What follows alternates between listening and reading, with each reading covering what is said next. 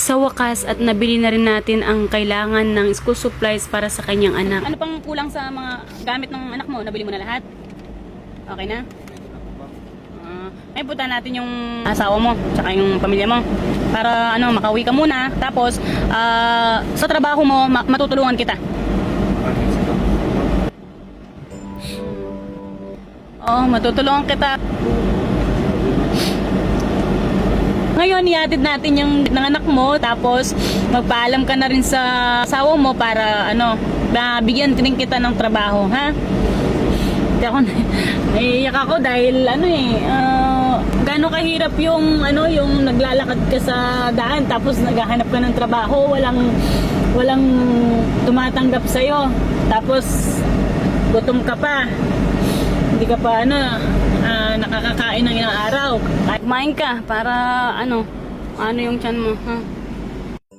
Pagkatapos nga ay dumiretso na kami sa kanilang lugar para mayatid ang mga gamit sa school para sa kanyang anak. Hello! Saan si papa mo? Saan si papa mo? Di mo alam! Di mo alam si papa mo? Saan?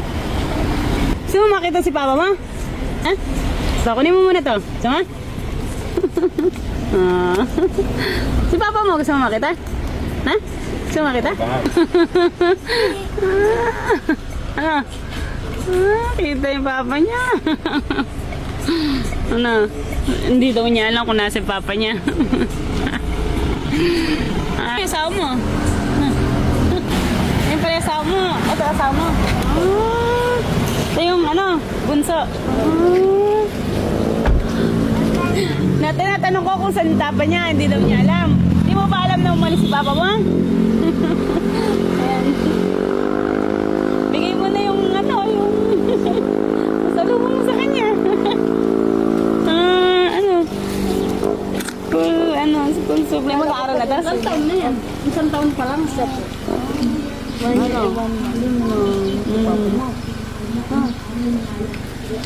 Mag-aaral na daw.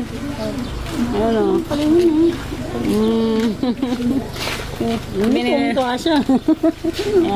Binili na niya ng gamit. Sa school, mag-aaral na siya sa Lunes. Daycare, literal. Din po sa barangay.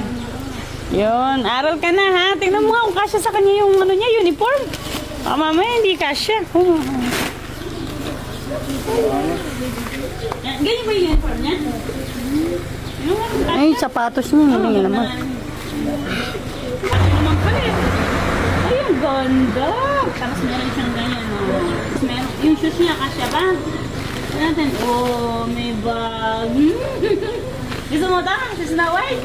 Notebook. Kasya. Ang ganda, ha? Kasya. Kasya.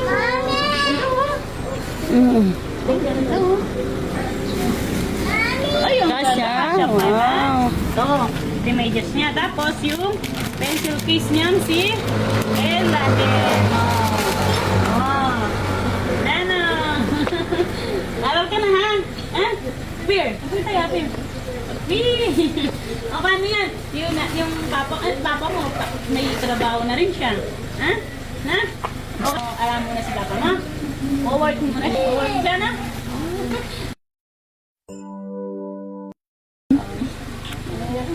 Naiiyak na si Gerald.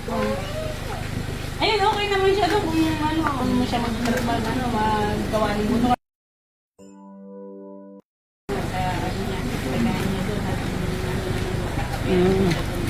Naghahanap ko kasi siya ng birthday mo.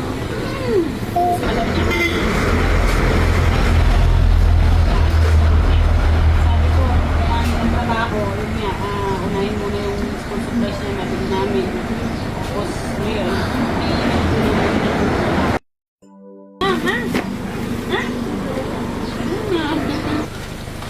bigas pala. Ang bigas.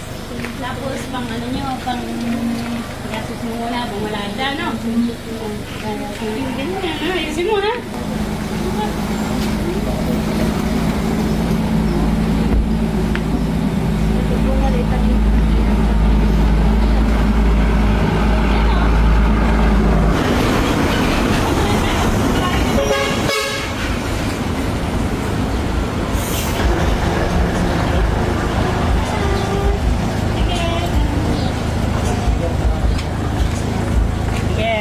Bye!